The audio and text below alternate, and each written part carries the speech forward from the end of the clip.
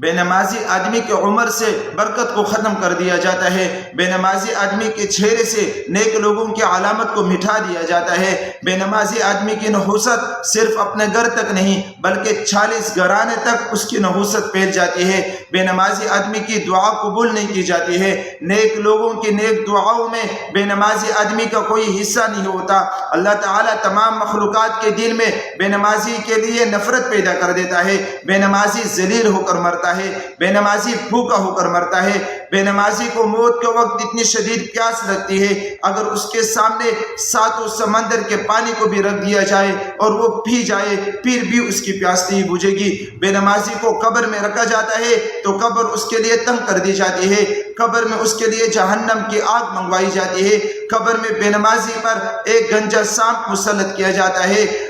میدان محشر میں اللہ تعالیٰ بے نمازی کے سامنے غضبناک ہونے کی حالت میں متوجہ ہوں گے، جس کی وجہ سے بے نمازی کے